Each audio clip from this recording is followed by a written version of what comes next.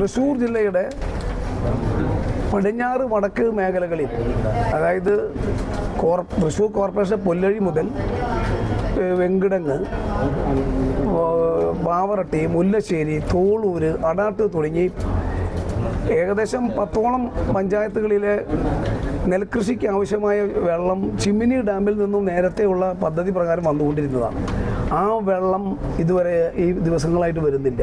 അവിടുത്തെ നെൽകൃഷി പരിപൂർണമായി നശിച്ചു. പാടം വിണ്ടുകീറി.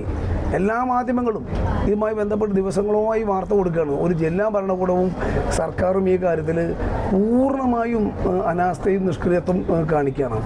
ഇത് ഭരണകൂടത്തിന് ശ്രദ്ധപ്പെടുത്താൻ വേണ്ടി നേരത്തെ കർഷക സമിതിയുടെ നേതൃത്വത്തിൽ കെ കൊച്ചുകുന്ന്, മണ്ടോങ്കൽ സുരേഷ് ഉൾപ്പെടെ ആളുകൾ ഇടപെട്ടു, നിരന്തരമായി സംസാരിച്ചു. ഒരു കാരണവശാലും ഇതിന് ഒരു തീരുമാനമുണ്ടായില്ല.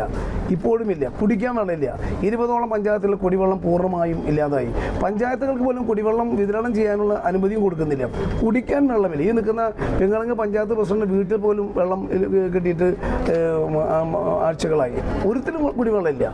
കുടിക്കാൻ വെള്ളമില്ല. കൃഷിക്കാർ പാടത്ത് വെള്ളമില്ലാതെ കൃഷിയും നശിക്കുകയാണ്. അനാഥരെ പോലെ കൃഷിക്കാരും വള്ളം കഴിയാണ്.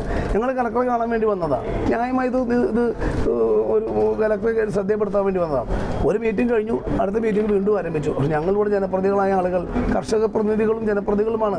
ബ്ലോക്ക് പഞ്ചായത്ത് പ്രസിഡന്റ്, പഞ്ചായത്ത് പ്രസിഡന്റുമാർ, കർഷകരുടെ പ്രതിനിധികൾ, ഞങ്ങളെ പോലെ പൊതുപ്രവർത്തകന്മാർ. ഞങ്ങളിവിടെ വന്ന് കുറേ നേരം നോക്കി നിൽക്കുകയാണ്. കലക്ടർ ഞങ്ങൾക്ക് ഈ കാര്യത്തിൽ ഇടപെട്ട് ശാശ്വതമായ പരിഹാരം ഉണ്ടാക്കുക എന്നുള്ള ലക്ഷ്യം കളക്ടർ ഭാഗത്തുനിന്നും ന്യായമായ തീരുമാനം ഉണ്ടാകുമെന്ന് പ്രതീക്ഷിക്കുന്നു. ഇല്ലെങ്കിൽ ഞങ്ങളിവിടെ ഇരിക്കും. കലക്ടർ ന്യായമായ തീരുമാനം, ഈ വെള്ളം എപ്പോൾ കോൾപ്പടവിലെത്തിക്കും, ജനങ്ങൾ കുടിവെള്ള വിഷയം പരിഹരിക്കാൻ അടിയന്തരമായി ജില്ലാ ഭരണകൂടം ഇടപെടണം. ജില്ലാ കളക്ടർ നേരിട്ട് ഇടപെടണം. ഇറിഗേഷൻ ഡിപ്പാർട്ട്മെൻറ്റ് പോലും അറിയാതെ വെള്ളം ചോർത്തിക്കൊണ്ടു പോവുകയാണ് ചിലയിടങ്ങളിൽ.